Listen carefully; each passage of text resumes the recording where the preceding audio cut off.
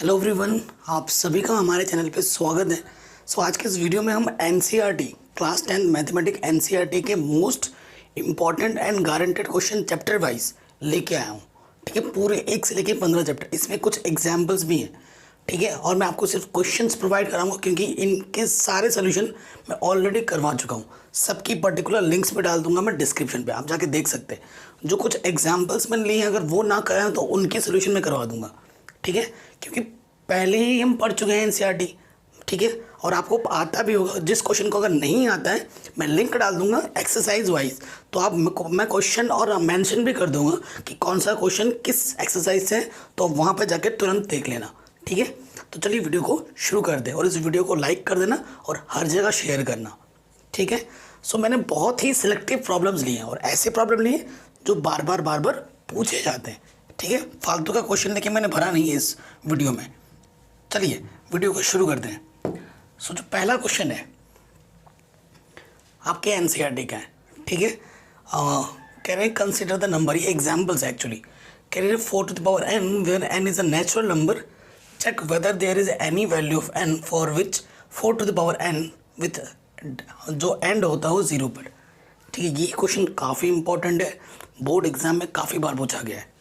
ठीक है, चाहे आपके पास बेसिक मैथमेटिक्स हो, चाहे आपके पास 10 मैथमेटिक्स हो, ये वीडियो सबके लिए इंपॉर्टेंट है, सबके लिए। तो देखो सॉल्यूशन में क्या करना है, नोट करके लिखेंगे। If any number ends with digit 0, अगर कोई नंबर 0 पे एंड होना चाहता है then their prime factorisation in the form of 2 की पावर m into 5 की पावर n। ठीक है, वेयर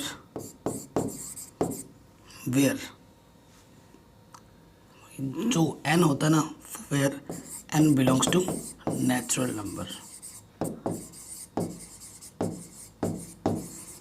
मतलब अगर कोई भी नंबर 0 पे एंड होना चाहता है तो अगर उस नंबर का हम प्राइम फैक्टराइजेशन करते हैं तो कम से कम एक बार 2 आना चाहिए और कम से कम एक बार 5 आना चाहिए। अगर दोनों में से एक भी एब्सेंट रहता है तो वो कभी भी 0 पे एंड नहीं होगा। तो फिर हम क्या लिखेंगे, अकॉर्डिंग टू क्वेश्चन।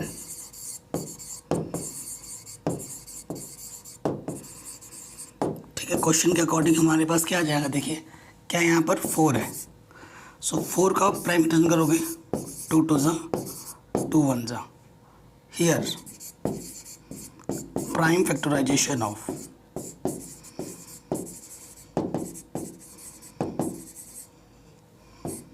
4 is 2 की power 2 which is not in the form of 2 की पावर 5 और 2 की पावर m into 5 की power n। Therefore 4 to the power n cannot be ends with digit 0 for any natural number n। पूरा लिखना पड़ेगा, किसी step को आप नहीं लिखोगे तो उसके नंबर कट जाएंगे। For any natural number n, ये हो गया पूरा। ठीक है, तो इस तरीके से करना है। जो क्वेश्चन मैंने एग्जाम्पल से लिया होगा वो मैं तो करा दूंगा, बाकी जो एक्सरसाइज के प्रॉब्लम है वो तो मैंने पहले ही करा रखे हैं और आपको भी आता होगा। तो ये क्वेश्चन काफ़ी इंपॉर्टेंट है, हर बार पूछा जाता है लगभग। तो मैंने सिलेक्टिव प्रॉब्लम में लिए थे, किसी चैप्टर से एक क्वेश्चन, किसी चैप्टर 2 क्वेश्चन, ऐसे ही लिए हैं, ज़्यादा तो मैंने लिया ही नहीं है। ये क्वेश्चन हर बार आता है बोर्ड एग्जाम में, चाहे बेसिक हो स्टैंडर्ड हो। इस टाइप का एक problem, prove that 3 + 2√5 is irrational. और मैं कितनी बार इस क्वेश्चन को करा चुका हूँ, इस टाइप के क्वेश्चन करा चुका हूँ, है ना। तो ये भी आप कर लेना। एक्सरसाइज 1.3 का क्वेश्चन है। अगर मैं लिंक तो डाल दूंगा डिस्क्रिप्शन पे, अगर आपको मेरी कोई भी वीडियो देखनी है एनसीईआरटी की तो आप ऐसे सर्च कर सकते हैं, क्लास 10th एक्सरसाइज जो भी है यहाँ लिख दो और आगे चैनल का नाम लिख दो।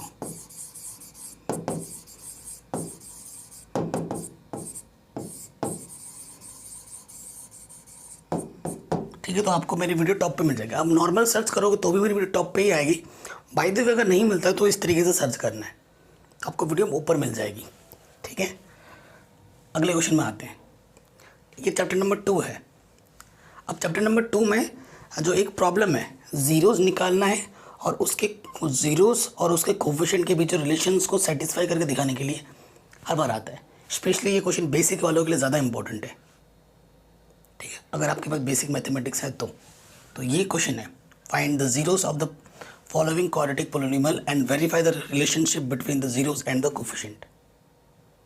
ठीक है, ये क्वेश्चन है एक्सरसाइज 2.2 का।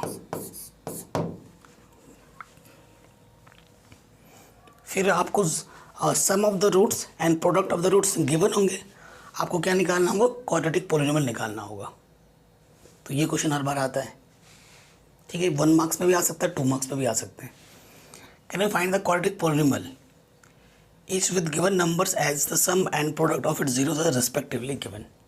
ठीक है, तो आपको क्या निकालना है? क्वाड्रेटिक पॉलिनोमियल निकालनी है। आराम से हो जाएगा। प्लीज़ प्लीज़ गाइज वीडियो को लाइक शेयर ज़रूर करना, है ना, तभी मज़ा आएगा। नहीं तो आप देख लो गर्मी में शूट कर रहा हूँ मैं और आपके लिए मैंने ये सारे क्वेश्चन सेलेक्ट किए हैं। अब ये क्वेश्चन है और ये क्वेश्चन है ऑप्शनल एक्सरसाइज का, ऑप्शनल। ठीक है, जो ऑप्शन एक्सरसाइज है 2.4, वहाँ से ये क्वेश्चन काफ़ी इंपॉर्टेंट है और काफ़ी बार पूछा भी गया है। कह रहे हैं the zeros of the polynomial, ये मेरा क्यूबिक पॉलिनोमियल का क्वेश्चन है। ये है, ये है, ये है, तो हमें ए और बी फाइंड करना है। तो ये एक्सरसाइज 2.4 का क्वेश्चन है। एक्सरसाइज 2.4 भी मैंने करा रखा है। ठीक है, आगे बढ़ते हैं। अब चैप्टर नंबर 3 में आ जाएंगे और टॉपिक वाइज चल रहे हैं हम। तो आपको जब क्वेश्चन में दिखा रहा हूँ ना, ऐसे क्वेश्चन पूछे ही जाते हैं, हर बार आते हैं। अगर आपको बिलीव नहीं होता तो जब बोर्ड एग्जाम दे रहोगे ना तो आपको यकीन हो जाएगा कि सर ने जो बोला था वो सही था। काश मैं सुन लेता, काश मैं वीडियो पूरा देख लेता। तो ये क्वेश्चन है, कह रहे हैं on comparing the ratio A1/A2, B1/B2 and C1/C2 find out whether the following pair of linear equation are consistent, inconsistent. कि या कंसिस्टेंट है या इनकंसिस्टेंट, ये पता करना है। ठीक है, जब सोल्यूशन होता है तो कंसिस्टेंट होता है और जब सोल्यूशन नहीं होता है तो इनकंसिस्टेंट होता है। ठीक है, और ये जो 3 कंडीशन है, इन 3 कंडीशन पे क्वेश्चन भी पूछे जाते हैं। ठीक है ना, के की वैल्यू फाइंड करने के लिए, ए या बी की वैल्यू फाइंड करने के लिए ऐसे प्रॉब्लम आते हैं, उनको भी लिए हैं। जैसे ये क्वेश्चन है ग्राफ से रिलेटेड प्रॉब्लम।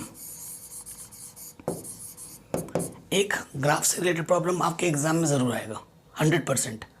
और एनसीईआरटी का ये क्वेश्चन बहुत ही शानदार है। क्या बोल रहे हैं? Draw the graphs of equation. ये आपके पास एक इक्वेशन है, ये दूसरा इक्वेशन है। ग्राफ खींचने के लिए आपको पता ही है क्या करते हैं, हर एक लाइन से एटलीस्ट 2 पॉइंट्स निकालते हैं, है ना। तो वो सारा कुछ समझा रखा है मैंने एनसीईआरटी में। Determine the coordinates of the vertices of triangle. ये जब दोनों के ग्राफ ड्रॉ करोगे तो एक ट्राइंगल बना रहा होगा और फिर उनके वर्टिसेस पता करने हैं, है ना, शीट्स पता करने हैं। Formed by line and the x axis, shaded the triangular region. फिर आपको शेड करना है, ट्राइंगल रीजन जो भी बना होगा उसको शेड कर देना है। और कभी कभी आ सकता है ऐसा question, with the help of graph find the solution of this pair of linear equation, ऐसे भी आ सकता है। तो जो 2 पेयर ऑफ लीनियर इक्वेशन जहाँ इंटरसेक्ट कर रहे होंगे, वो जो इंटरसेक्टिंग पॉइंट होगा वही आपका सोल्यूशन होगा। एक्स एक्सिस में जो कट कर रहा है वो एक्स की वैल्यू है, जो वाई एक्सिस में जो कट किया है वो वाई की वैल्यू है। ठीक है, तो इस तरीके के क्वेश्चन भी करा रखे हैं, वो भी ज़रूर देख लेना। इसके साथ यहाँ बात हुई है एनसीईआरटी सॉल्यूशंस की, मोस्ट इंपॉर्टेंट क्वेश्चंस की। तो ये चैप्टर नंबर 3 का क्वेश्चन था, वो आई थिंक जो मैंने अभी क्वेश्चन बताया वो 3.2 का था या फिर 3.1 का था, 3.1 का था, 3.2 का था जो क्वेश्चन अभी मैंने बताया। ठीक है, अब ये क्वेश्चन है, आपको हर बार ऐसा एक क्वेश्चन ज़रूर मिलेगा। अब कह रहे हैं, अब fraction become 9/11 if 2 is added to both the numerator and the denominator. ये चैप्टर नंबर 3 के क्वेश्चन है सारे, ठीक है। If 3 is added to both the numerator and denominator it becomes 5/6, find the fraction. तो ऐसे क्वेश्चन करने के लिए हर बार आते हैं, ठीक है। तो फ्रैक्शन को x/y लेट कर लेना है और बाकी कंडीशन अप्लाई करनी है, 2 इक्वेशन बनेंगे, उनको सॉल्व कर लो, एलिमिनेशन मेथड लगाओ या जो आपको सही लगे सब्स्टिट्यूशन मेथड लगाओ। एज से रिलेटेड प्रॉब्लम भी हर बार आ जाता है। कह रहे 5 years hence the age of Jacob will be 3 times that of his son. 5 years ago Jacob's age was 7 times that of his son. Find their present ages. तो Jacob और उसके बेटे की प्रेजेंट एज फाइंड करनी है।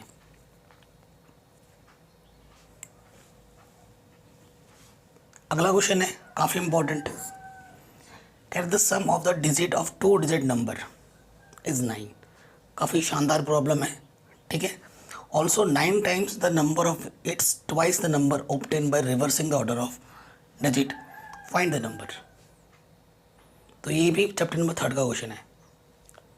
काफ़ी बार इसे board exam में पूछा गया है और जितने भी क्वेश्चन मैं आपके स्क्रीन पे ला रहा हूँ ये सारे क्वेश्चन ज़्यादा बार पूछे गए बोर्ड एग्जाम में और काफ़ी बार रिपीट होते हैं, बार रिपीट होते हैं। तो most important repeated guaranteed question है क्लास 10 मैथमेटिक्स के, ये सारे जो कि 2021 के पॉइंट ऑफ व्यू से हमने लिए रिड्यूस सिलेबस के अकॉर्डिंग, ठीक है। सो बहुत इंपॉर्टेंट है। कई बच्चे बोलेंगे सर सॉल्यूशन करवा देते तो होता। एक्चुअली सॉल्यूशन ना करवाने का दूसरा रीज़न ये है कि मैं थोड़ा अभी आजकल बीमार चल रहा हूँ, ठीक है। बीमार का मतलब थोड़ा सा हेडेक हो रहा है। अभी मैं पढ़ा रहा हूँ तो भी मैं थोड़ा चक्कर आ रहे हैं, बट मैं फिर भी कंटिन्यू कर रहा हूँ आपके लिए। एनर्जी उतनी फुल है नहीं, तो अगर इसको सोल्यूशन में करवाता तो कम से कम ये वीडियो 4 से 5 घंटे की बन जाती, ठीक है। उतना एनर्जी मेरे पास है नहीं, तो मैंने कहा मैंने सोल्यूशन पहले ही करा रखा है आपके लिए। मैं सबके लिंक डाल दूँगा डिस्क्रिप्शन में। और ये एनसीईआरटी तो है, एक्स्ट्रा क्वेश्चन तो ऐसे है नहीं जो कभी आपने देखे ना हो, कभी आपने किए ना हो, ठीक है। सो ये तभी मैंने ये करा, वरना मैं फुल सोल्यूशन करवा देता, उसमें कोई इशू नहीं है। अब ये क्वेश्चन है फिक्स्ड जो टॉपिक होता है ना, एक जगह का फिक्स कर देते हैं फिर एक्स्ट्रा किराया लगाते हैं, ऐसे प्रॉब्लम भी काफ़ी बार पूछे गए हैं। ये क्वेश्चन है, कह रहे हैं a lending library has a fix charge for the first 3 days and additional charge for each thereafter. Sarita paid 27 for a book kept for 7 days, while Shushi paid 21 for the book she kept for 5 days. Find the fixed charge and the charge for each extra day. बहुत ही ज़बरदस्त question है, ठीक है। ये भी chapter 3। ये question तो हर बार आता है जो अभी आपके स्क्रीन पर है, ऐसा क्वेश्चन हर बार आता है आपको। तो 3 कंडीशन है, कब इंटरसेक्टिंग करेगा, कब पैरेलल होगा, कब कॉन्साइड होगा, इस पर क्वेश्चन हर बार आता है। For which value of a and b does the following pair of linear equation have an infinite number of solution? Infinite number of solution के लिए केस दे रखा है आपको, ठीक है। उस केस के अकॉर्डिंग आपको सोल्यूशन करना है और आपको ए और बी की वैल्यू मिल जाएगी, ठीक है। सो ये क्वेश्चन भी एनसीईआरटी के ही हैं, ट्राई कीजिएगा। और बाकी तो मैंने सारा करा ही रखा है, लिंक ज़रूर देख लेना। For which value of k will the following pair of linear equation have no solution? No solution कब होता है? जब दोनों लाइन पैरेलल होती हैं, ठीक है। तो उस कंडीशन को फॉलो करो और इसे सॉल्व करो। अगला क्वेश्चन है, ये तो 5 मार्क्स में इंपॉर्टेंट है और ये गारंटेड क्वेश्चन है, 100% आपके बोर्ड एग्जाम में आएगा, 100%, ठीक है। कह रहे हैं अ boat goes 30 kilometre up stream and 44 kilometer downstream in 10 hours. In 13 hours, it can go 40 kilometer upstream and 55 kilometer downstream. Determine the speed of the stream and that's of the boat in still water. तो still water और जो boat की speed है वो निकालनी है। आपको पता है जब हम डाउन स्ट्रीम जाते हैं तो हमारी स्पीड डबल हो जाती है, मतलब बोट की स्पीड और पानी की स्पीड दोनों ऐड हो जाती है, मतलब पानी की स्पीड ऐड हो जाती है। और जब हम उल्टी डायरेक्शन में आते हैं तो जो पानी की स्पीड होती है वो माइनस हो जाती है। तो उस हिसाब से मैंने ये क्वेश्चन पहले ही करा रखा है सारा, आप देख सकते हैं। इस तरीके के क्वाड्रेटिक इक्वेशन वाले चैप्टर पे आ गए। रिड्यूस सिलेबस के अकॉर्डिंग बता रहा हूँ मैं आपको। चैप्टर नंबर 4 क्वाड्रेटिक इक्वेशन का क्वेश्चन है ये, ठीक है। ऐसे क्वेश्चंस आपको सॉल्व करने के लिए ला सकते हैं। और यहाँ पर देखो मेंशन किया हुआ है, इसका मतलब है अगर x की जगह पर -4 और 7 रख दिया जाए ना यहाँ पर, तो ये इक्वेशन डिफाइन नहीं करेगी। और अगर आपको इसको सॉल्व करने पर इन दोनों में से कोई सा भी एक वैल्यू आता है x का विच इज़ नॉट एक्सेप्टेबल, वो x की वैल्यू नहीं होगी, उसको छोड़ के कोई और लेना पड़ेगा, ठीक है। ऐसे क्वेश्चन भी मैंने करा रखे हैं कि जब हम सॉल्व कर रहे हैं तो इन दोनों में से जो रिस्ट्रिक्शन दे रखा है ना, -4 और 7, इनमें से एक वैल्यू आ जाएगा और बच्चा क्या करता है, दोनों में आंसर लिख के चला आता है, तो वो गलत है। वो जो रिस्ट्रिक्शन वाला वैल्यू अगर वहाँ पर आ जाता है तो विच इज़ नॉट एक्सेप्टेबल, क्योंकि उस पर तो फंक्शन ही एग्जिस्ट नहीं करेगा। 1/0 इज़ अनडिफाइंड, ठीक है, वो डिफाइन नहीं करता है, इसी वजह से। आई बात समझ में? ओके। अगला क्वेश्चन है, कहते हैं find the nature of the roots. Nature of the roots पर तो 100% क्वेश्चन आएगा, ये मेरे से मोहर लगा लो, ठीक है। नेचर ऑफ रूट्स पर क्वाड्रेटिक इक्वेशन वाले प्रॉब्लम पूछे जाएंगे। एनसीईआरटी इनफ नहीं है इस चैप्टर के लिए, हालांकि हम बात कर रहे हैं अभी एनसीईआरटी के, लेकिन अब एक सेपरेट वीडियो में लाऊंगा कि किस चैप्टर के लिए एनसीईआरटी इनफ है और किस चैप्टर के लिए आपको दूसरी बुक पढ़नी चाहिए, ठीक है। ये वीडियो भी बहुत जल्द आ जाएगी। Can I find the nature of the roots of the following quadratic equation if the real root exist, find them. पहले तो इसका नेचर निकालना है, नेचर निकालना यानी कि डिस्क्रिमिनेंट निकालनी है। डिस्क्रिमिनेंट अगर 0 आएगा क्या होता है, इक्वल रूट्स होते हैं। नेगेटिव आएगा, रियल रूट एग्जिस्ट ही नहीं करता, फिर रूट से हम निकाल नहीं पाओगे आप, है ना, आपके सिलेबस में नहीं है, क्योंकि इमेजरी रूट्स आता है और इमेजरी रूट्स का कॉन्सेप्ट कक्षा 11 से शुरू होता है, ठीक है। और उसके बाद अगर बात की जाती है पॉजिटिव होता है, तो पॉजिटिव के केस में क्या होता है, पॉजिटिव के केस में हमारा क्या होता है, रियल रूट एग्जिस्ट करता है तो उसके निकाल सकते हैं और हमारे डिफरेंट रूट्स आते हैं, फिर आपको निकालना है इस क्वेश्चन को, ठीक है। ये भी मैंने करा रखा है। अगला क्वेश्चन है, can I find the value of k for each of the following quadratic equation so that they have 2 equal roots. 2 equal roots के केस में डिस्क्रिमिनेंट 0 होता है, वो केस अप्लाई करोगे आपका सोल्यूशन आ जाएगा।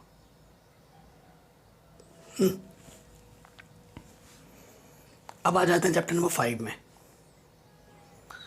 चैप्टर नंबर 5 में क्या है, which term of the AP is 78। सबसे पहली चीज़ तो देखो, आपका सिलेबस आपको पता होना चाहिए कि रिड्यूस सिलेबस है, मुझे कितना पढ़ना है। आपने पूरी बुक पढ़ी है वो अच्छी बात है, लेकिन बोर्ड एग्ज़ाम में अगर अच्छा स्कोर करना है तो आपको अपने दायरे पता होने चाहिए कि भाई फालतू में पढ़ के क्या फ़ायदा, मुझे अभी स्कोर करने से मतलब है। नॉलेज चलो ठीक है, मानता हूँ नॉलेज अच्छी बात है, लेकिन अभी एग्ज़ाम है तो एग्ज़ाम को एग्ज़ाम के तरीके से सोचो, उसको उसके तरह ट्रीट करो। फालतू पढ़ के क्या फ़ायदा जैसे आना ही नहीं एग्ज़ाम में अभी, ठीक है। तो एनसीईआरटी के सारे एग्जाम्पल्स इंपॉर्टेंट है, पहली बात तो ये है। और उसके अलावा भी मैंने कुछ क्वेश्चंस दिए हैं, और जितने भी जनरल लाइफ से रिलेटेड प्रॉब्लम है, एक्शन वाले प्रॉब्लम, वो इस साल नहीं आएंगे, सीबीएसई ने मना किया है, तो उनको नहीं पढ़ना है, ठीक है। तो ये क्वेश्चन कह रहे हैं विच ऑफ द एपी 78 कौन सा टर्म होगा, यानी कि एन फाइंड करना है, तो ये 1 मार्क्स में आ सकता है। ये क्वेश्चन भी 1 मार्क्स या 2 मार्क्स में आ सकता है।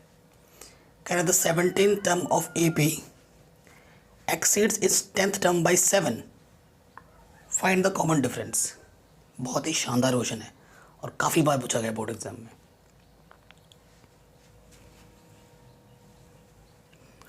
अगला क्वेश्चन है, the first and the last term of an AP are 17 and 350 respectively. If the common difference is 9, find how many terms are there and what is their sum. कितने term है वहाँ, n निकालना है और SN निकालना है, summation बोला है, इजी है। नेक्स्ट क्वेश्चन क्या बोला, if the sum of the first n terms of an AP is this. ये मोस्ट इंपॉर्टेंट है, गारंटेड क्वेश्चन में है, क्योंकि ये बोर्ड एग्जाम में लगभग हर बार आता है, ऐसा या फिर यही क्वेश्चन। कह रहे if the sum of the first n terms of an AP is 4n minus n square, what is the first term, that is S1, what is the sum of the first 2 terms, what is the second term, similarly find third and tenth and nth term. मक्खन वाला question, ज़बरदस्त question है, board exam में आता है ऐसा question. अब chapter number 6 में आता हूँ। तो मैं हमेशा बच्चों को बोलता हूँ, क्लास 10th में अगर आप हो तो सबसे ज़्यादा अगर किसी चैप्टर में आपको फोकस करके पढ़ना है तो वो चैप्टर नंबर 6 है। बच्चे या फिर टीचर कई बार ऐसे होते हैं कि बच्चों को बोलते हैं भाई चैप्टर नंबर 6 में लास्ट में पढ़ाऊँगा। ये बड़ी गलती कर देते हैं, लास्ट में नहीं पढ़ाना चाहिए। और बच्चे सोचते हैं कि ये बड़े अरे यार लास्ट में पढ़ाएंगे तो शायद टफ होगा। भाई टफ तो है ही नहीं, कोई चैप्टर मैथ्स में कोई टफ होता ही नहीं है, सारा कॉन्सेप्ट का खेल है। ठीक है, कॉन्सेप्ट पे ज़्यादा फोकस करना है हमें। तो चैप्टर नंबर 6 को पढ़ने का जो सबसे बेहतरीन तरीका है वो है इसके सारे थ्योरम को समझना। जितनी भी थ्योरम है 6.1 से लेकर 6.9 थ्योरम, ठीक है, उसको भले ही आपको प्रूफ करना ना हो तो सारे प्रूफ करने ज़रूरी नहीं है कि आपको सारे थ्योरम्स के प्रूफ आने चाहिए, बिल्कुल नहीं। ठीक है, मैं भी आपको बताऊंगा कि किस थ्योरम को आपका प्रूफ आना चाहिए और उसी में से ही आएगा बोर्ड एग्जाम में। देखना, सारे थ्योरम के स्टेटमेंट समझ में आने चाहिए। स्टेटमेंट का मतलब क्या है वो आपको अच्छे से पता हो, उसका यूज़ कैसे करना है वो आपको आना चाहिए। ये दो चीज़ आप सीख गए ना तो ये चैप्टर नंबर 6 आपके लिए एकदम हलवा हो जाएगा। हलवा समझते हो, जिसको चबाना भी नहीं पड़ता, बस निगल लेते हैं, ख़त्म, कोई मेहनत ही नहीं है। तो अगर आपको इस चैप्टर की मैं बात करूं, 3 थ्योरम आपको प्रूफ आने चाहिए। 6.1 जो कि है Thales theorem, 6.2 converse of Thales theorem, ठीक है, converse of Thales theorem, and 6.8 Pythagoras theorem. ये 3 थ्योरम में से ही आपके बोर्ड एग्जाम में प्रूफ में आ सकता है। इस चैप्टर की बात अगर मैं करूं, ठीक है, जैसे पहला थ्योरम यहीं पे ले ली मैंने, थेल्स थ्योरम।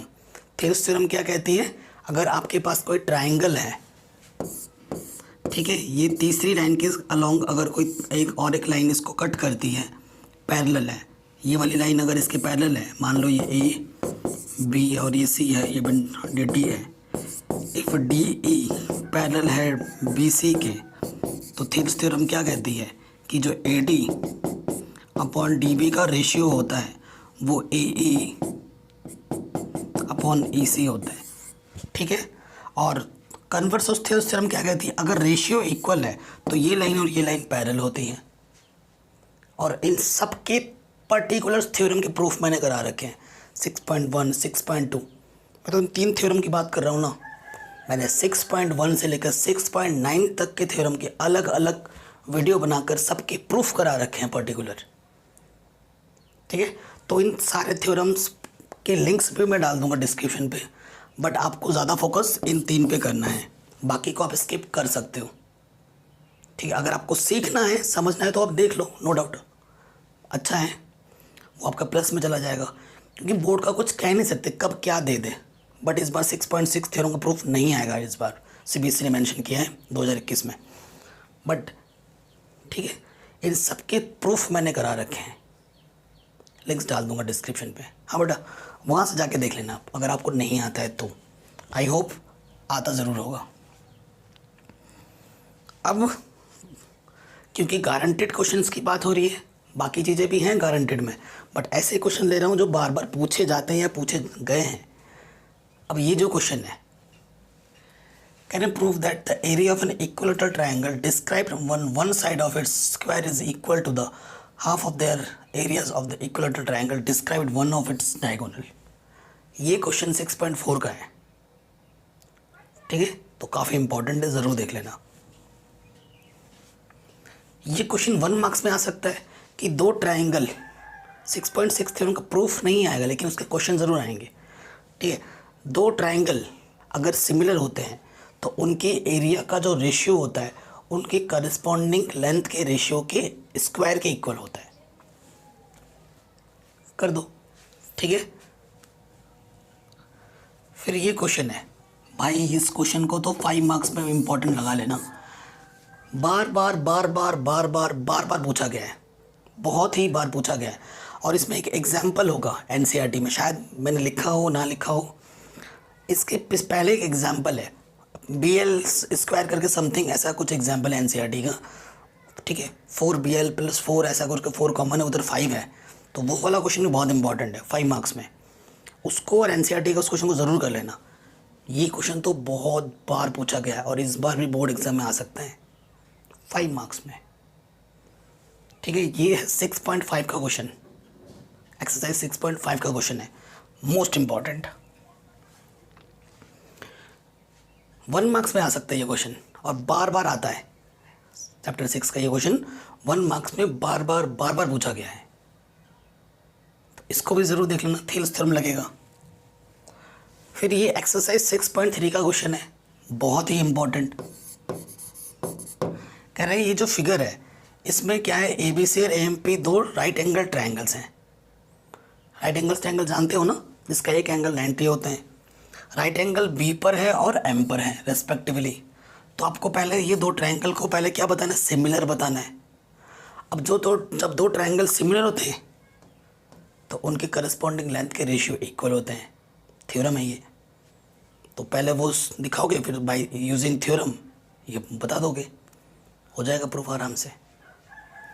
तो ये क्वेश्चन भी काफ़ी इंपॉर्टेंट है। हाँ, मैं जो BL बोल रहा था ना, ये है क्वेश्चन, वो ये उसका फिगर है। फिगर बना हुआ नहीं आएगा, फिगर मैंने बना दिया है, फिगर बना हुआ नहीं आएगा, फिगर भी आपको खुद से ही बनाना है। ठीक है, तो इसकी प्रैक्टिस करो।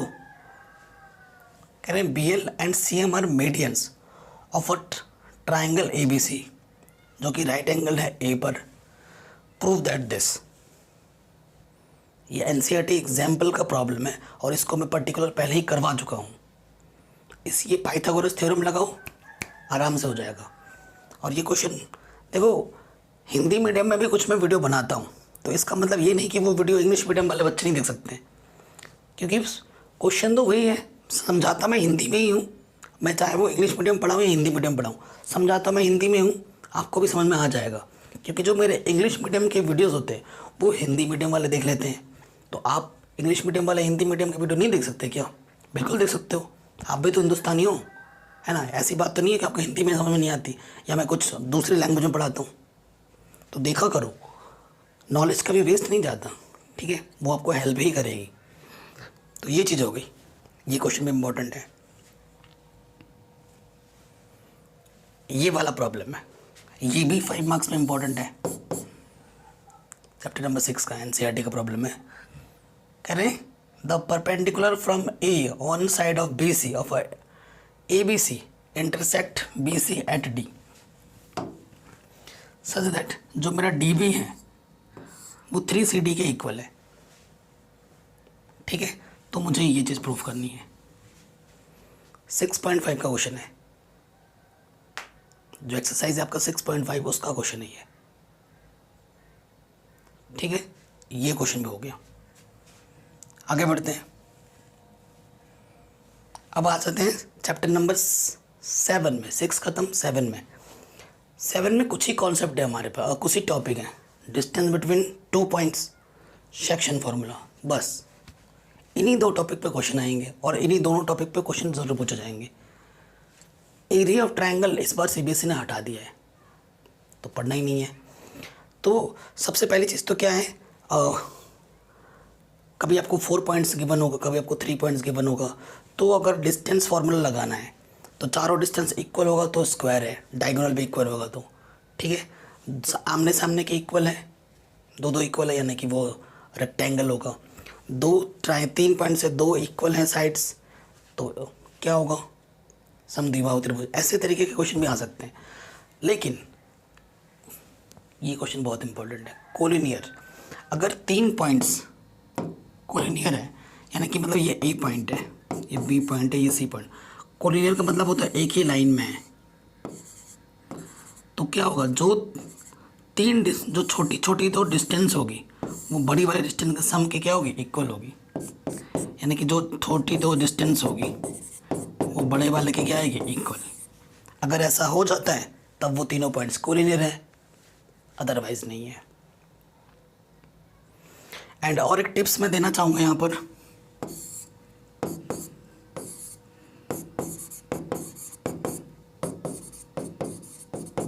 कई बच्चे PQ डिस्टेंस है ना, कई बच्चे बोलते हैं सर फॉर्मूला ये होता है, और कई बच्चे बोलते हैं सर नहीं ये आपने गलत लिख दिया, फॉर्मूला तो ये नहीं, हमारे टीचर ने ये बताया है। ठीक है, मैं अगर ये लिखूं या ये लिखूं दोनों का मतलब सेम है। क्यों सेम है? अगर भाई तो मानो ये नेगेटिव में आ रहा है, ऊपर क्या बैठा है स्क्वायर, उसको बना देता है पॉजिटिव, तो फॉर्मूला चाहे ये वाला लगाओ ये वाला लगाओ, बात एक ही है। तो टेंशन नहीं लेने का, ठीक है, सही हो जाएगा। ये कहाँ चला गया, उधर भाग गया।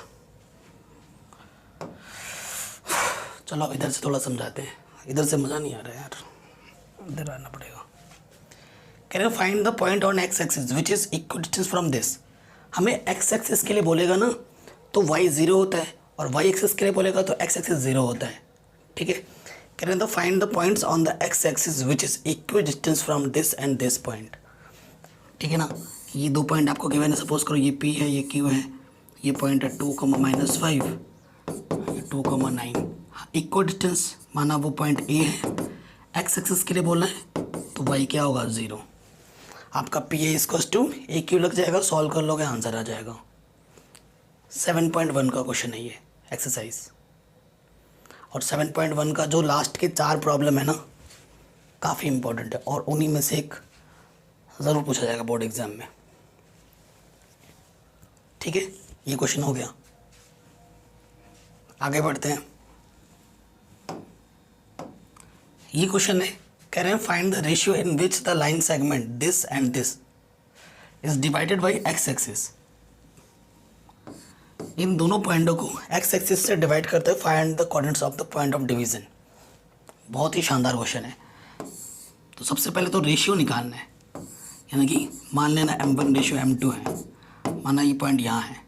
ठीक है, NCERT का क्वेश्चन है, 2 पॉइंट्स आपको दे रखे A और B, यहाँ पर एक्स एक्सिस के लिए तो y 0, y = 0 लेकर सेक्शन फॉर्मूला लगा के रेशियो निकाल लेना, और रेशियो निकल जाएगा फिर x निकाल देना, आंसर आ जाएगा। ज़बरदस्त क्वेश्चन है सेक्शन फॉर्मूला का।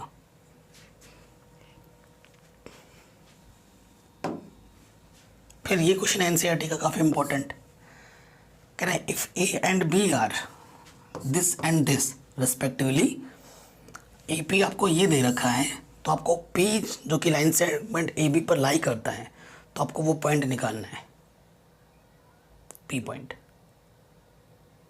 ठीक है, तो काफ़ी शानदार प्रॉब्लम है, इसको भी ज़रूर कीजिएगा। NCERT 7.2 का क्वेश्चन है ये, आई थिंक 7वां या 8वां क्वेश्चन है। ठीक है, ये भी हो जाएगा। अब सीधे मूव कर रहे हैं, एक क्वेश्चन मेरे से यहाँ से छूट गया है एंड मैं बता रहा हूँ वो क्वेश्चन कौन सा इंपॉर्टेंट है, आई थिंक। ठीक है, मेरे को देखने दीजिए, NCERT में ले लेता हूँ। एक क्वेश्चन यहाँ पे छूट गया है मेरे से, I am sorry guys. Optional exercise का क्वेश्चन है, मैं बता रहा हूँ कौन सा इंपॉर्टेंट है। जो आपका ऑप्शनल एक्सरसाइज है ना, हाँ, ऑप्शनल एक्सरसाइज 7.4 का question number 1, 7.4 question number 1, most important मेरे से छूट गया है गाइस, उसको ज़रूर कर लेना। ठीक है, अब आते हैं चैप्टर नंबर 8 पर। अगर आपके पास 15 cot A 8 दे रखा है तो आपको sin A और sec A निकालना है। चैप्टर 8 मेरा सबसे पॉपुलर वीडियो है। मुझे जो आप लोगों को प्यार मिलना शुरू हुआ वो चैप्टर नंबर 8 से मिलना शुरू हुआ।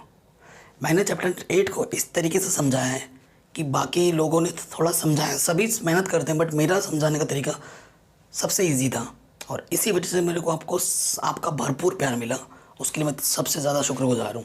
ऐसे ही मैं हर एक चैप्टर को समझा रखा हूँ।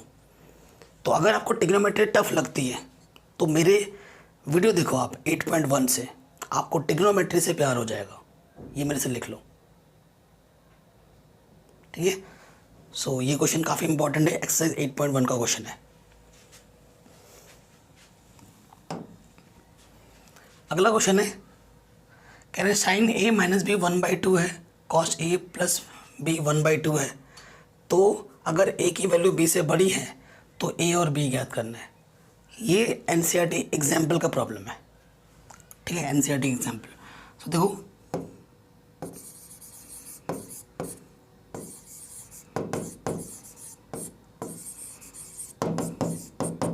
हालांकि आपको आता होगा आई थिंक, ये आपको गिवन है, यहाँ पर साइन की वैल्यू, तो इसकी वैल्यू भी साइन में सोचनी है। साइन किसकी वैल्यू होती है, साइन 30 की। एंगल कंपैरिजन करेंगे, साइन से साइन हट जाएगा, a माइनस बी कितना आ जाएगा 30। ये आपका इक्वेशन नंबर 1 है। अगेन आपको क्या दे रखा है,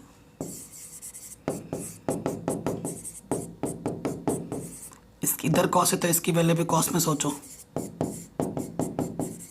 क्या आ जाएगा, कॉस 60 की वैल्यू 1/2 होती है। एंगल की कंपैरिजन करेंगे, कॉस से कॉस हट जाएगा, तो a प्लस बी क्या आ जाएगा 60। सॉल्विंग फर्स्ट एंड 2,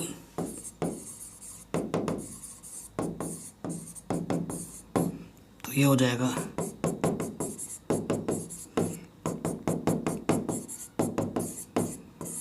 ऐड करेंगे तो ये कैंसिल, 45 आ जाएगा।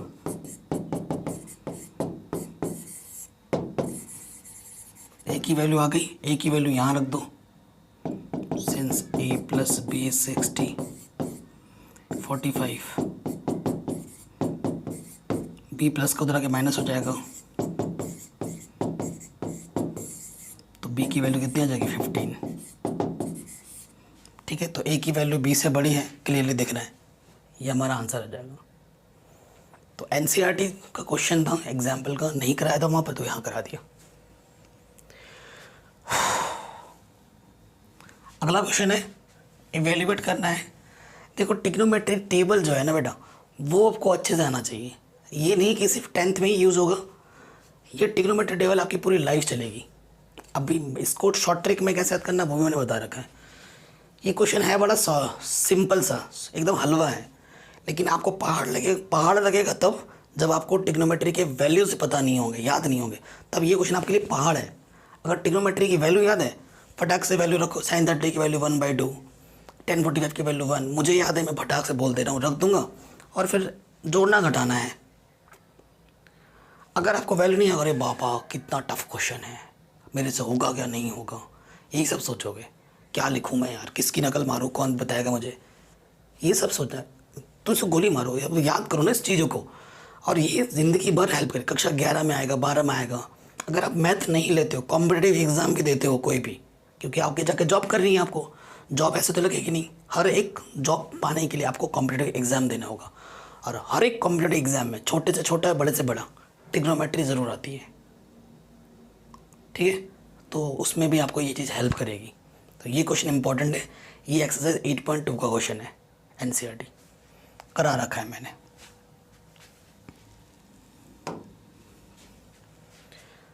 अब प्रूफ दैट वाले क्वेश्चन है, एक्सरसाइज 8.3 इस बार आपके सिलेबस में नहीं है। ठीक है, एक भी क्वेश्चन नहीं आएगा वहाँ से, लेकिन एक्सरसाइज 8.4 के कुछ क्वेश्चन जो बार बार रिपीट होते हैं वो मैंने ले लिए हैं। जैसे ये वाला क्वेश्चन है, 1 + tan theta + sec theta into 1 + cot theta cos theta को, इसकी वैल्यू क्या होगी। ठीक है, इसकी वैल्यू क्या होगी, तो फटाक से मैं बता देता हूँ, हालांकि ये भी मैंने करा रखा है, 8.4 का क्वेश्चन है। कभी भी अगर आइडेंटिटी नहीं लग रही है तो फंक्शन को साइन कॉस में बदलो। मैंने बताया, आइडेंटिटी नहीं लग रही है तो फंक्शन को साइन कॉस में बदलो। जैसे ये क्वेश्चन है, साइन को लिखेंगे, 10 को लिखते हैं साइन अपॉन कॉस, सेक का मतलब होता है 1 अपॉन कॉस, लेफ्ट को लेकर राइट सॉल्व करना है, 1 अपॉन कॉस का मतलब होता है cos theta upon sine theta.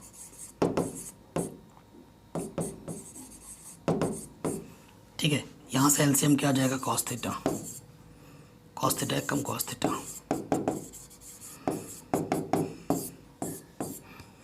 LCM क्या आ जाएगा, साइन थीटा।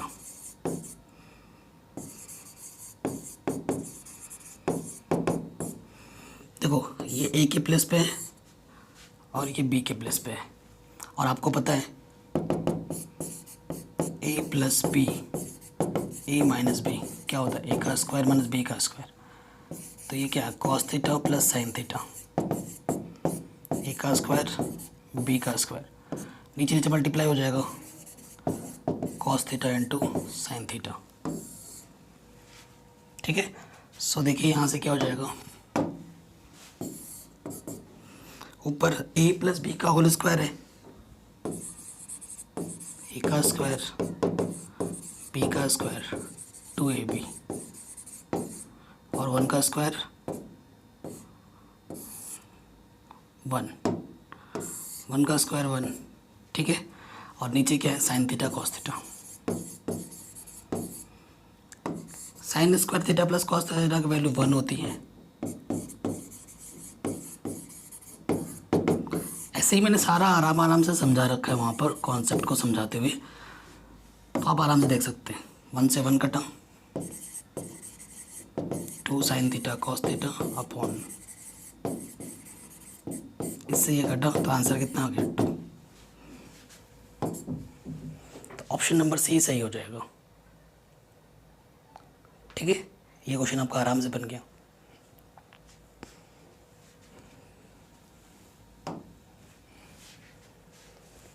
ये क्वेश्चन प्रूफ दैट वाला 8.4 का क्वेश्चन है, बहुत बार पूछा गया है, हद से ज़्यादा।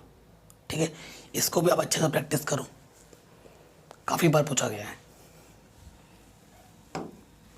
ये क्वेश्चन है रूट के अंदर, ये बहुत इजी क्वेश्चन है, इसको भी काफ़ी बार पूछा गया है, 8.4 का क्वेश्चन है। अब हम आ जाएंगे चैप्टर नंबर 9 में।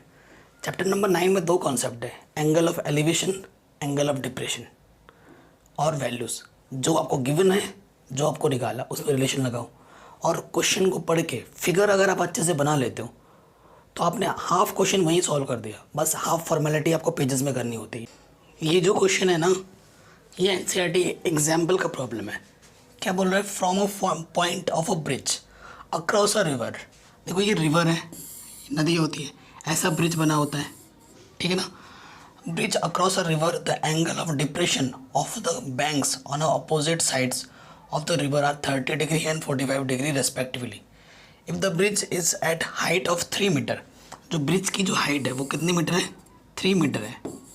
इस पॉइंट से और इस पॉइंट से जो एंगल ऑफ क्या है, एंगल ऑफ डिप्रेशन है, यहाँ से एंगल ऑफ जो डिप्रेशन है वो कितना है, 30 है 45 है। यहाँ 30 है या 45 है, तो यहाँ 30 है या 45 है। ठीक है, respectively. If bridge is at a height of 3 metre from the banks, find the width of the river. तो रिवर की विथ निकालनी है। मान लेते हैं कि ये वाली ए है, ये वाली लेंथ बी है, तो रिवर की जो विथ होगी,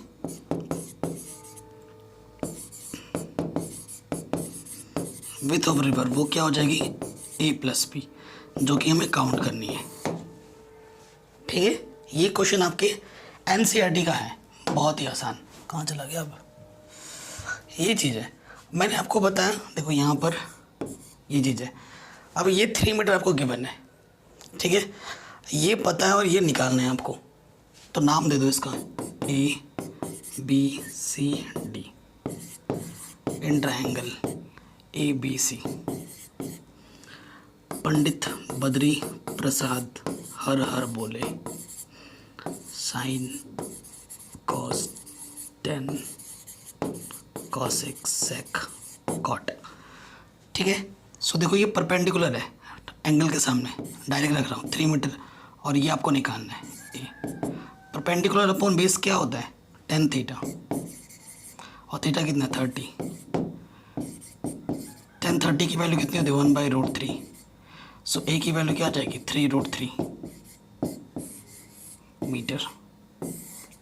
दूसरे वाले ट्रायंगल पे आ जाओ, इन ट्रायंगल ए सी डी। ये पता है, ये निकालना है, perpendicular upon base, tan theta, theta 45 है, tan 45 की वैल्यू 1 के अपॉन में 1 ले लो, 3 1 3। सो बी कितना आ गया, 3 metre.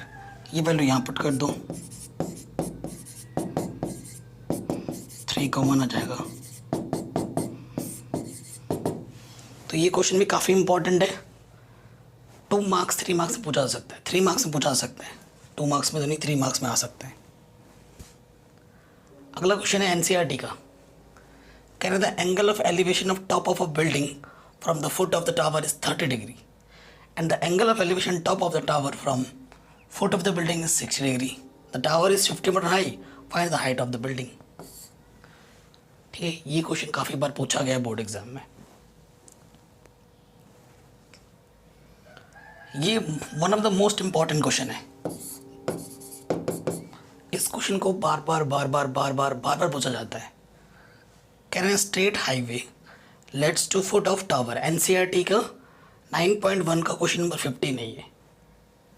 A man standing at the top of the tower observes a car at an angle of depression is 30 degree which is approaching the foot of the tower with a uniform speed. 6 seconds later, 6 second बाद, the angle of depression of the car found to be 60 degree. Find the time taken by the car to reach the foot of the tower from this point. ज़बरदस्त question है और इस question को मैंने 2 तरीक़ों से करा रखा है। आप 9.1 वीडियो देखोगे आपको पता चल जाएगा, एकदम आसान तरीके से कराया है। अब चैप्टर नंबर 10 में हम मूव कर रहे हैं। तो चैप्टर नंबर में सिर्फ 2 थ्योरम है, 10.1 और 10.2। लेकिन 10.2 थ्योरम का प्रूफ बार बार पूछा जाता है बोर्ड एग्जाम में, 2 मार्क्स में, 3 मार्क्स में। ठीक है, तो 10.2 थ्योरम आपको प्रूफ करनी आनी चाहिए। यही है वो थ्योरम। कह द lengths of a tangents draw from an external point to a circle are equal. अगर किसी सर्कल के बाहर से अगर एक पॉइंट लें और उस पॉइंट से हम टेंजेंट ड्रॉ करें तो उन दोनों टेंजेंट की लेंथ जो होती है वो आपस में इक्वल होती है। ठीक है, और इस 10.1 और 10.2 थ्योरम से ही चैप्टर नंबर 10 के सारे क्वेश्चन सॉल्व होते हैं। तो दोनों थ्योरम के प्रूफ आने चाहिए। पहला तो समझ में आना चाहिए, दूसरा प्रूफ आना चाहिए आपको। तो ये क्वेश्चन भी बहुत बार पूछा गया है।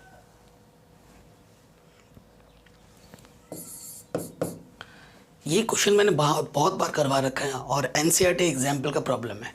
इसको मैं अभी सॉल्व नहीं करा रहा हूँ क्योंकि मैंने कितने सारे सैम्पल पेपर करवाए थे मैंने, उसमें इस क्वेश्चन को बहुत बार करवा रखा है मैंने। 30 इंपॉर्टेंट क्वेश्चन बनाया था, उसमें भी मैंने इस क्वेश्चन को लिया था। ठीक है, तो ये क्वेश्चन काफ़ी इंपॉर्टेंट है, 2 मार्क्स में आ सकता है, 2 मार्क्स 3 मार्क्स, इवन बड़े मार्क्स में भी कभी कभी पूछा गया इस क्वेश्चन को। बहुत ईजी है और करा रखा है पहले ही मैंने। आगे बढ़ते हैं। Can we prove that the tangent draw at end of a diameter of a circle are parallel. ये क्वेश्चन है 10.2 का क्वेश्चन नंबर 5। ठीक है, ये आपका डायमीटर है, इसके एंड पॉइंट से अगर टेंजेंट ड्रॉ करते हैं तो वो आपस में क्या होता है, पैरेलल। बहुत बार पूछा गया है इसको, क्वेश्चन को 2 नंबर में आ सकता है, इंपॉर्टेंट 2 मार्क्स में बहुत ज़्यादा इंपॉर्टेंट क्वेश्चन है। Can I draw a pair of tangent to a circle of radius 5 centimeter? Sorry guys, यहाँ कुछ क्वेश्चंस और आने हैं। हालांकि इस पीपीटी को मैंने टाइप करने के लिए दिया था, सो उस बंदे ने टाइप अच्छे से किया नहीं, उसने मिस कर दिया है कुछ क्वेश्चंस। ठीक है, सो मैं आपको फिर से बता देता हूँ कौन से क्वेश्चन उसने मिस कर दिए टाइप करने को और आपको करना चाहिए। सो मैं बता रहा हूँ क्वेश्चन नंबर 7 उतना ज़्यादा इम्पोर्टेंट नहीं है, लेकिन 10.2 का क्वेश्चन नंबर 8, क्वेश्चन नंबर 9 काफ़ी बार पूछा गया है। क्वेश्चन नंबर 13 भी काफ़ी बार पूछा गया है। और ये क्वेश्चन जो है, और क्वेश्चन नंबर 12, ये 4 क्वेश्चन काफ़ी इंपॉर्टेंट है जो कि टाइप नहीं थे, आप लिख लीजिएगा। इन चारों में से एक क्वेश्चन आपको बोर्ड एग्जाम में पक्का दिखेगा, ये आप मेरे से लिख लो। 8, 9, 12 और 13, इन चारों में से एक क्वेश्चन आपको बोर्ड एग्जाम में पक्का दिखेगा। ठीक है, आगे बढ़ते हैं। अब आ जाएंगे चैप्टर नंबर 11 में। तो चैप्टर नंबर 11 में एक्सरसाइज 11 पॉइंट का 1 question most most most most important है। एक लाइन होगी जिसको पर्टिकुलर लाइन की लेंथ गिवन होगी, उसको 5:8 में तोड़ना होगा, है ना। तो ऐसे क्वेश्चन पूछे जाएंगे बोर्ड एग्जाम में इस बार, तो वो क्वेश्चन बहुत इंपॉर्टेंट है। उसके अलावा ये question, draw a pair of tangents, ये 11.2 का क्वेश्चन है और सब पढ़ा रखा है मैंने, आपको पता ही है, सारे एक्सरसाइज करा रखे हैं। Draw pair of tangents to a circle of radius 5 which are inclined to each other at 60 degree. ठीक है, तो ये भी हमने करा रखा है। अगला क्वेश्चन है, a code of circle of radius 10 centimetre, subtends are right angle at the center, find the area of corresponding minor segment major segment। तो अब चैप्टर नंबर 12 पे आ गए हम। ठीक है, तो चैप्टर नंबर 12 में सबसे मेन चीज़ क्या है कि सेगमेंट क्या होता है, सेक्टर क्या होता है, माइनर सेगमेंट क्या है, मेजर सेगमेंट क्या है, एंड उनके फॉर्मूलाज। जिस बच्चे को फिगर का अच्छा नॉलेज हो गया कि भैया इसमें सेगमेंट निकालना है, इसमें सेक्टर निकालना है, ठीक है, 3 फॉर्मूले हैं मुश्किल से, इसमें 3 फॉर्मूले हैं और तीनों फार्मूलों के द्वारा ही ये सारे क्वेश्चन होंगे। एनसीईआरटी में जितनी भी फिगर वाले प्रॉब्लम है, एनसीईआरटी में जितनी भी फिगर वाले प्रॉब्लम है वो सारे इंपॉर्टेंट हैं। इस चैप्टर में जाके ये नहीं बोल सकता हूँ कि मेरे ये आएगा ये नहीं आएगा, क्योंकि सारे एक दूसरे मिलते जुलते प्रॉब्लम है, सबका लगभग कॉन्सेप्ट सेम है। तो चैप्टर नंबर 12 में बताना मुश्किल है कि कौन सा हर बार आता है, लेकिन सारे एक जैसे ही हैं, मिलते जुलते हैं सब। इसमें से ये माइनस करो वो माइनस करो, ठीक है, शेडेड रीजन निकालो। तो चैप्टर नंबर 12 बहुत इजी है, आपको हर एक क्वेश्चन को करना चाहिए। तो ये क्वेश्चन आप कर लेना। फिर ये वाला प्रॉब्लम है एनसीईआरटी का, ये जो शेडेड रीजन में डिज़ाइन है, इनके एरियाज निकालने हैं। फिर भी मैंने कुछ क्वेश्चन पिक किए हैं आपके लिए, तो ज़्यादा इंपॉर्टेंट है। कह रहे हैं round table cover has 6 equal design as shown in the figure if design at the rate of 0.3 per centimetre square. तो डिज़ाइन बनाने के लिए कितना खर्चा आएगा वो निकालना है और √3 की वैल्यू 1.7 यूज़ करनी है। शानदार क्वेश्चन है। ये प्रॉब्लम है, कह रहे हैं फाइंड द एरिया। तो इसमें शेडेड रीजन निकालना है। देखो कैसे निकालोगे, ये शेडेड रीजन तभी मिलेगा जब इस स्क्वायर में से ये वाइट वाला पोर्शन माइनस हो जाएगा। तो अगर ये वाइट वाला पोर्शन निकालना है तो इसमें से क्या माइनस करना है, देखो इसमें से अगर ये माइनस कर दोगे, स्क्वायर में से 2 सेमी सर्कल माइनस कर दोगे तो आपको ये वाला मिल जाएगा, और इसका ट्वाइस कर दोगे तो ये मिल जाएगा, वो मिल जाएगा। फिर उसको स्क्वायर में से क्या कर देना, माइनस कर देना, आपको आपका आंसर मिल जाएगा। समझ में आया? क्या करना है, सबसे पहले ये वाला पार्ट निकालोगे, वाइट वाला पार्ट, उसका ट्वाइस करोगे तो वाइट वाला मिल जाएगा, और फिर क्या करोगे, रिक्वायर्ड शेडेड रीजन क्या हो जाएगा, area of square minus area of इसका जो ट्वाइस निकालोगे वो माइनस कर दोगे इसमें से, सो आपका रिक्वायर्ड आंसर आ जाएगा। समझ गए कैसे करना है? तो ये एग्जाम्पल का प्रॉब्लम था, आप ज़रूर देख लेना इसको। कह रहे find the area of the shaded design where ABCD is square of a side 10 centimetre. अगर इसका साइड 10 सेंटीमीटर है तो देखो रेडियस क्या हो जाएगा, 10/2 5 सेंटीमीटर। ठीक है, तो रेडियस भी हमें पता है क्योंकि यहाँ से क्या है, ये सेमी सर्कल है। ठीक है, तो ये क्वेश्चन भी बन जाएगा। आगे बढ़ते हैं, ये वाला प्रॉब्लम एनसीईआरटी का। कह रहे हैं the area of an equilateral triangle ABC। एक इक्विलेटरल ट्रायंगल है, ये दे रखा है, with each vertex of the triangle as centre. ये जो वर्टेक्स है वो ट्रायंगल का सेंटर है, with radius equal to the half of the length of the side of the triangle, find the area of the shaded region। पाई की value ये use करनी है, √3 की वैल्यू 1.7 यूज़ करनी है। ठीक है, तो ये क्वेश्चन है, इसको भी ज़रूर देखिएगा। आगे आते हैं नेक्स्ट क्वेश्चन में।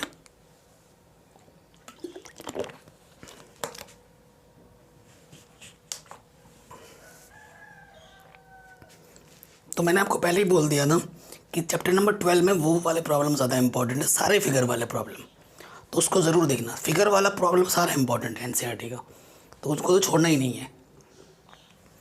अब चैप्टर नंबर 13 में आ जाते हैं। चैप्टर नंबर 13 में क्या है, सारे फिगर का नॉलेज होगा आपको प्लस फार्मूला, ठीक है। फिगर प्लस फार्मूला, फार्मूले में भी कब टीएसए लगाना है, कब सीएसए लगाना है, ये ज़्यादा ज़रूरी है, ठीक है। कब प्लस होगा, कब माइनस होगा, कब लेटरल सरफेस एरिया लगेगा, ये चीज़ ज़्यादा इंपॉर्टेंट है। अगर आप ये समझ गए, फिगर और उसका कॉन्सेप्ट समझ गए और फार्मूला आपको अच्छे से पता है, उसके बाद तो फिर कैलकुलेशन ही है। चैप्टर नंबर 13 सीधा सीधा आपका कैलकुलेशन पार्ट है, इसमें ज़्यादा कुछ सोचने वाली बात नहीं है। क्वेश्चन पढ़ो, फिगर को अच्छे से एनालाइज करो, फार्मूला पुट करो, वैल्यूज़ को पुट करो, सॉल्व करो, आंसर आ जाएगा, ठीक है। तो एनसीईआरटी का ये जो प्रॉब्लम है मोस्ट इम्पॉर्टेंट, आएगा ही आएगा एग्जाम में, कह सकते हैं। कह रहे हैं solids consisting of right circular cone of height 120 centimeter and radius 6 centimeter standing on a hemisphere of radius 60 centimeter is placed upright in a right circular cylinder full of water such that it touches the bottom. Find the volume of the water in left cylinder if the radius of cylinder is 60 centimeter and its height is 180 centimeter. ठीक है, तो काफ़ी important question है और easy है। और एक चीज़ मैं बताना चाहूँगा, कभी कभी अगर आपसे सरफेस एरिया पूछता है तो आपको लगेगा कि ये एक सॉलिड है, उसमें से कुछ काट के फेंक दिया गया है और हमसे सरफेस एरिया पूछा है तो हमें माइनस करना होगा। नहीं, सरफेस एरिया में प्लस ही करना होता है, क्योंकि आउटर सरफेस अगर काट के फेंक भी रहा हो तो भी तो अंदर से एक सरफेस बन रहा है उसी शेप का। तो आपको सरफेस का मतलब क्या होता है, रैपर चलाना, ठीक है। सरफेस का मतलब क्या है, रैपर चलाना, पन्नी चला रहे हो आप सब जगह से। तो जब आप साइड से ढकोगे तो अंदर से ऐसे करके भी तो ढकोगे जो भी शेप बन रहा होगा। तो जब भी आपको सरफेस एरिया निकालने के लिए बोलेगा तो आपको ऐड करना है, अगर कोई चीज़ काटी गई है तो भी, जो चीज़ काटी गई है ना उसका सरफेस एरिया आपको ऐड करना होगा। अब ये क्वेश्चन है एक चीज़ का दूसरी चीज़ में ट्रांसफ़र, इस पर भी प्रॉब्लम 100% आएगा। तबीयत सही नहीं है फिर भी वीडियो बना रहा हूँ। कह रहे हैं metallic sphere of radius 4.2 centimetre is melted. एक मेटालिक स्फीयर है बड़ा, उसको मेल्ट करके द शेप ऑफ सिलेंडर बनाया गया है जिसकी रेडियस 6 सेंटीमीटर है।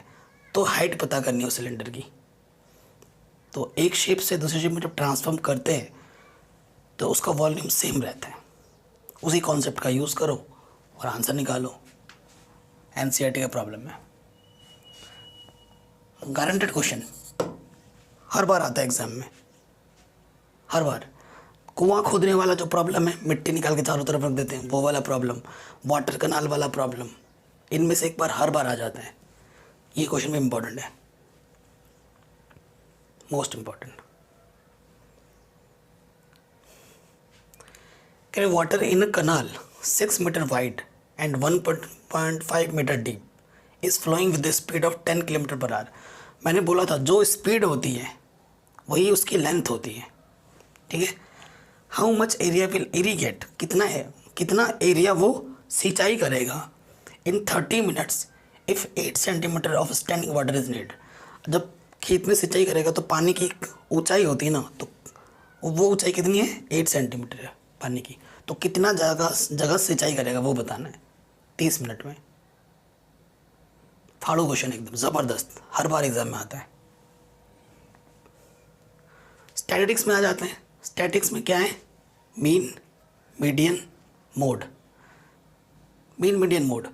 तो सबसे ज़्यादा जो क्वेश्चन एग्जाम में आता है वो आता है मोड, आएगा ही आएगा 2 मार्क्स 3 मार्क्स में, और उसके साथ साथ मीडियन निकालने के लिए कभी कभी मीन आता है। और मीन का कैसा क्वेश्चन आता है वो आपके स्क्रीन पर ही है। क्या the following distribution shows the daily packet of allowed of children of a locality. The mean 18 रुपये है, find the missing frequency F. ठीक है, तो ये एनसीईआरटी का प्रॉब्लम है 14.1 का, आराम से कर लेना। फिर ये क्वेश्चन है आपके स्क्रीन पर, इसमें आपको क्या निकालना है, मोड निकालना है। A survey conducted on 20 house in a locality by group of students resulted in the following table for the number of family numbers in a household. Find mode. आपको इस क्वेश्चन का मोड निकालना है। Mode निकालना बहुत आसान होता है। सबसे बड़ी फ्रीक्वेंसी देखो, ये F1 है, ये F0 है, इसके बाद वाला F2, ये वाला L, इनके बीच का डिफरेंस H कितना आ गया 2। फॉर्मूले में रख दोगे आपको आपका आंसर मिल जाएगा। तो ये तो हो गया मोड। अगला क्वेश्चन है, हालांकि एनसीईआरटी के इंपॉर्टेंट क्वेश्चन की बात हो रही है, ठीक है। सो फ्रीक्वेंसी निकालने के लिए और मीडियन निकालने का ये वाला जो प्रॉब्लम है काफ़ी इंपॉर्टेंट है। इसमें जो अननोन वेरिएबल है एक्स और वाई निकालना है और आपको मीडियन गिवन है 525। ये क्वेश्चन काफ़ी इंपॉर्टेंट है, ठीक है। एक्सरसाइज का प्रॉब्लम है तो ये भी ज़रूर देखिएगा। हाँ, ये एग्जाम्पल का प्रॉब्लम है, सिंपल, और ऐसा ही क्वेश्चन आपको एक्सरसाइज में भी मिलेगा, तो ये भी करा रखा है। और जो जनरल क्वेश्चन है मीन निकालने के लिए, जो प्रॉपर क्या होगा मीन, डाटा जो गिवन होगा, प्रॉपर मीडियन निकालना है, वो आना चाहिए। और एक क्वेश्चन है मीडियन निकालने का जिसमें इंटरवल सेम नहीं होते। अगर आप यहाँ देखोगे, जहाँ पे ख़त्म हो रहा है वहीं शुरू हो रहा है। ऐसा क्वेश्चन भी आएगा जिसमें जहाँ पे ख़त्म हो रहा है ना वहाँ से शुरू नहीं हो रहा है। तो वैसे क्वेश्चन भी मैंने एनसीईआरटी में करा रखे हैं। आई थिंक 13.4 का क्वेश्चन नंबर 4 इम्पॉर्टेंट है, उसको ज़रूर देख लेना। Next chapter probability, last not the least, बहुत ही इजी चैप्टर है। प्रोबेबिलिटी में बेसिक कॉन्सेप्ट पे क्वेश्चन 1 मार्क्स में आते हैं, ठीक है। उसके बाद कार्ड्स के प्रॉब्लम आएंगे ही आएंगे, ताश के प्रॉब्लम और डाइस की प्रॉब्लम, इन्हीं में से ही आता है। ये क्वेश्चन इंपॉर्टेंट है।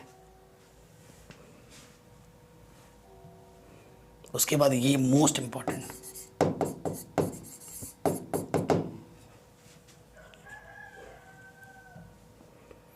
उसके बाद ये ऑप्शनल एक्सरसाइज का क्वेश्चन है। ऑप्शनल एक्सरसाइज का क्वेश्चन ये भी मैंने करा रखा है।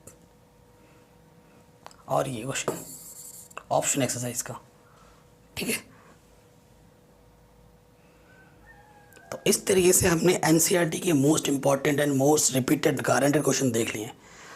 क्योंकि सारा सॉल्यूशन मैं पहले ही करा चुका हूँ, आपको लिंक्स मिल जाएगा डिस्क्रिप्शन में। मैंने चैप्टर वाइज भी बता दिया कौन सा क्वेश्चन किसका है, ठीक है, आप देख सकते हैं।